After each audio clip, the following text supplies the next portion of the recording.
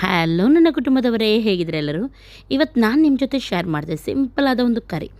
ಇದರಿಂದ ಊಟ ಚೆನ್ನಾಗಿ ಸೇರುತ್ತೆ. ಚಿಕನ್ ಮಟನ್ ಏನು ಇಲ್ಲದಿದ್ದರೂ, ಅದು ತರಕಾರಿ ಕೂಡ ಜಾಸ್ತಿ ಮನೆಯಲ್ಲಿ ಇಲ್ಲದಿದ್ದರೆ ಇದನ್ನು ಖಂಡಿತವಾಗ್ಲೂ ನೀವು ಟ್ರೈ ಮಾಡಿ.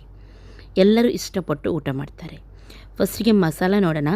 ಇಲ್ಲಿ ನಾನು ಸ್ವಲ್ಪ ಗರಂ ಮಸಾಲ ತೊಗೊಂಡಿದ್ದೀನಿ. ಏಲಕ್ಕಿ, ಲವಂಗ, ದಾಲ್ಚಿನ್ನಿ ಹಾಗೂ ಸ್ವಲ್ಪ ಸೋಂಪು ಅಂದರೆ ಬಡಿಶೇಪ್, ಒಂದು 1/4 ಸ್ಪೂನಷ್ಟು ಮೆಂತೆ, 1 ಟೇಬಲ್ ಸ್ಪೂನಷ್ಟು ಕಾಳು ಮೆಣಸು, ಸ್ವಲ್ಪ ಕೊತ್ತಂಬರಿ ಸೊಪ್ಪು, 1 ಕಪ್ಪಷ್ಟು ತೆಂಗಿನಕಾಯಿಲಿ ತೊಗೊಂಡಿದ್ದೀನಿ ಹಾಗೂ ಸ್ವಲ್ಪ ಹಸಿಮೆಣಸು, 1 ಟೇಬಲ್ ಸ್ಪೂನಷ್ಟು ಜಿಂಜರ್ ಗಾರ್ಲಿಕ್ ಪೇಸ್ಟ್, ಅರ್ಧ ಚಮಚದಷ್ಟು ಜೀರಿಗೆ. ಇಷ್ಟನ್ನು ಇವಾಗ ನಾವು ಮಿಕ್ಸಿ ಜಾರಿಗೆ ಹಾಕಿ ನೈಸಾಗಿ ನಾವು ಗ್ರೈಂಡ್ ಮಾಡಬೇಕು. ಇದರೊಂದಿಗೆ ನಾನು ಹಾಕ್ತಾಯಿದ್ದೀನಿ ಒಂದು 1/4 ಸ್ಪೂನಷ್ಟು ಅರಶಿನ ಪೌಡರ್. ಒಮ್ಮೆಲೆ ನಿಮ್ಮ ಹತ್ರ ತೆಂಗಿನಕಾಯಿ ಇಲ್ಲದಿದ್ದರೆ ನೀವು ಸ್ಕಿಪ್ ಮಾಡ್ಬೋದು. ಅದರ ಬದಲು ಸ್ವಲ್ಪ ಮೊಸರನ್ನು ಕೂಡ ನೀವು ಇಲ್ಲಿ ಆ್ಯಡ್ ಮಾಡ್ಬೋದು. ಅಂದರೆ ಸ್ವಲ್ಪ ಗ್ರೇವಿ ಆಗಬೇಕಲ್ವಾ, ಹಾಗಾಗಿ ಸ್ವಲ್ಪ ಮೊಸರನ್ನು, 1-2 ಕಪ್ಪಷ್ಟು ಮೊಸರನ್ನು ಕೂಡ ನೀವು ಹಾಕಿ ಇದನ್ನು ಗ್ರೈಂಡ್ ಮಾಡ್ಬೋದು. ಓಕೆ, ಇವಾಗ ನಾನು ಎಲ್ಲವನ್ನು ಮಿಕ್ಸಿ ಜಾರಿಗೆ ಹಾಕಿದ್ದೀನಿ. ನೈಸಾಗಿ ಇದನ್ನು ಗ್ರೈಂಡ್ ಮಾಡಿ ಪಕ್ಕದಲ್ಲಿ ಇವಾಗ ಇಟ್ಕೊಳ್ತಾ ಇದ್ದೀನಿ. ನೆಕ್ಸ್ಟಿಗೆ ನಾನಿಲ್ಲಿ ತೊಗೊಳ್ತಾ ಇದ್ದೀನಿ ಟೊಮೆಟೊ ನೀವು ಎಷ್ಟು ಬೇಕಿದ್ದರೂ ತೊಗೊಳ್ಬೋದು. ಕಮ್ಮಿ ಬೇಕಿದ್ರೆ ಕಮ್ಮಿ ಅಥವಾ ಜಾಸ್ತಿ ಬೇಕಿದ್ರೆ ಜಾಸ್ತಿ. ಸ್ವಲ್ಪ ಗ್ರೇವಿ ಜಾಸ್ತಿ ಬೇಕಂದರೆ ಜಾಸ್ತಿನೂ ನೀವು ಹಾಕ್ಬೋದು. ನಾನಿಲ್ಲಿ ಒಂದು 6-7 ಟೊಮೆಟೊವನ್ನು ಗ್ರೈಂಡ್ ಮಾಡಲಿಕ್ಕೆ ಹಾಕ್ತಾಯಿದ್ದೀನಿ. ಹಾಗೂ 2 ಟೊಮೆಟೊವನ್ನು ನಾನು ಹಾಗೆಯೇ ಬಿಡ್ತಾಯಿದ್ದೀನಿ. ಓಕೆ, ಒಂದು ಕಡಾಯಿ ತೊಗೊಳ್ಳಿ. ಅದರಲ್ಲಿ 1-2 ಟೇಬಲ್ ಸ್ಪೂನಷ್ಟು ಆಯಿಲನ್ನು ಹಾಕಿ. ಫಸ್ಟಿಗೆ ನಾನಿಲ್ಲಿ ಆಲೂಗೆಡ್ಡೆಯನ್ನು ಫ್ರೈ ಮಾಡ್ತಾಯಿದ್ದೀನಿ. 2 ಆಲೂಗೆಡ್ಡೆ ನಾನಿಲ್ಲಿ ಸೇರಿಸಿದ್ದೀನಿ. ಒಳ್ಳೆ ರೀತಿ ಫ್ರೈ ಮಾಡ್ತೀನಿ ಇದನ್ನು ಮೊದಲು. ಆಲೂಗೆಡ್ಡೆ ಜಾಸ್ತಿನೂ ಹಾಕ್ಬೋದು, ಅಥವಾ ನಿಮ್ಮ ಹತ್ರ ಬೇರೆ ಯಾವುದಾದ್ರೂ ತರಕಾರಿ ಉಳಿದಿದೆ ಆದರೆ ಸ್ವಲ್ಪ, ಅಂದರೆ ಗೋಬಿ ಇರಲಿ ಅಥವಾ ಬಟಾಣಿ ಯಾವುದಾದ್ರೂ ಇದೆ ಆದರೆ ನೀವು ಇಲ್ಲಿ ಆ್ಯಡ್ ಮಾಡ್ಬೋದು. ಕ್ಯಾರೆಟ್ ಕೂಡ ನೀವು ಹಾಕ್ಬೋದು. ಸ್ವಲ್ಪ ರುಚಿಗೆ ತಕ್ಕಷ್ಟು ಉಪ್ಪನ್ನು ಹಾಕಿ ಚೆನ್ನಾಗಿ ಕೆಂಪಾಗುವವರೆಗೂ ನಾನು ಇದನ್ನು ಫ್ರೈ ಮಾಡ್ತೀನಿ. ಫ್ರೈ ಮಾಡಿ ಆಲೂಗೆಡ್ಡೆ ಹಾಕಿದರೆ ತುಂಬ ಚೆನ್ನಾಗಾಗುತ್ತೆ. ಒಮ್ಮೆ ನೀವು ಟ್ರೈ ಮಾಡಿ. ಇನ್ನು ಕೂಡ ಇದು ಕೆಂಪಾಗಬೇಕು, ಹಾಗಾಗಿ ಸ್ವಲ್ಪ ಹೊತ್ತು ಇದನ್ನು ಚೆನ್ನಾಗಿ ನಾನು ಫ್ರೈ ಮಾಡ್ತೀನಿ.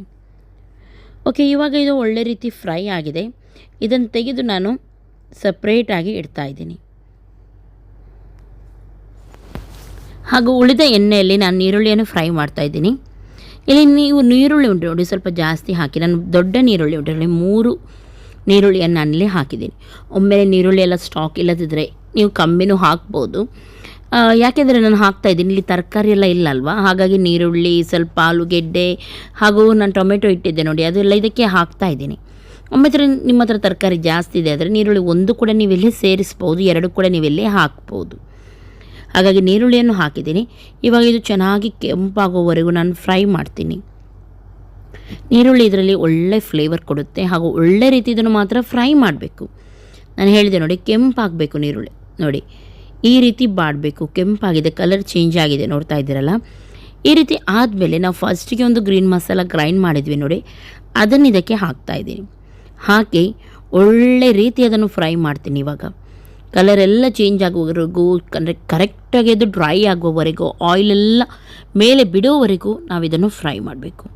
ಎಷ್ಟು ಚೆನ್ನಾಗಿ ಮಸಾಲ ಫ್ರೈ ಮಾಡ್ತೀವಿ ನೋಡಿ, ಅಷ್ಟು ಒಳ್ಳೆ ಟೇಸ್ಟ್ ಈ ಗ್ರೇವಿಗೆ ಬರುತ್ತೆ. ಹಾಗಾಗಿ ಚೆನ್ನಾಗಿ ಇದನ್ನು ಫ್ರೈ ಮಾಡಿ. ಈ ಗ್ರೇವಿ ಇದಕ್ಕೆ ಮಾತ್ರ ಅಲ್ಲ, ಚಿಕನ್, ಮಟನಿಗೆ ಕೂಡ ತುಂಬ ಚೆನ್ನಾಗಾಗುತ್ತೆ ಇದೇ ಮಸಾಲ ಹಾಕಿ ನೀವು ಮಾಡಿದರೆ. ನೋಡಿ ಇವಾಗ ಚೆನ್ನಾಗಿ ಡ್ರೈ ಆಗಿದೆ ಇದು. ಅಥವಾ ಗೋಬಿ, ಪನ್ನೀರ್, ಎಗ್ಗಿಗೆ ಕೂಡ ತುಂಬ ಸೂಪರ್ ಆಗುತ್ತೆ ಇದು. ಇವಾಗ ಗ್ರೈಂಡ್ ಮಾಡಿದ ಟೊಮೆಟೊವನ್ನು ಇದಕ್ಕೆ ಹಾಕ್ತಾಯಿದ್ದೀನಿ. ಚೆನ್ನಾಗಿ ಮಸಾಲ ಫ್ರೈ ಆದಮೇಲೆ ಗ್ರೈಂಡ್ ಮಾಡಿದ ಟೊಮೆಟೊ ಹಾಕಿದ್ದೀನಿ. ಟೊಮೆಟೊ ಹಾಕಿ ಕೂಡ ಹಾಗೆಯೇ ಇದರ ಹಸಿ ವಾಸನೆ ಹೋಗುವವರೆಗೂ ಚೆನ್ನಾಗಿ ಇದನ್ನು ನಾನು ಫ್ರೈ ಮಾಡ್ತೀನಿ. ಮೇನ್ ಯಾವಾಗಲೂ ಮಸಾಲ ಟೇಸ್ಟಾಗಿ ಬರಬೇಕಾದ್ರೆ ನಾವು ಮಸಾಲವನ್ನು ಒಳ್ಳೆ ರೀತಿ ಫ್ರೈ ಮಾಡಬೇಕು. ಆವಾಗ ಅದರ ಹಸಿ ವಾಸನೆ ಎಲ್ಲ ಬಿಡುತ್ತೆ ಹಾಗೂ ಮಸಾಲಕ್ಕೊಂದು ಒಳ್ಳೆ ಟೇಸ್ಟ್ ಬರುತ್ತೆ. ಓಕೆ ನೋಡಿ, ಇವಾಗ ಚೆನ್ನಾಗಿದು ಮಿಕ್ಸ್ ಆಗಿದೆ.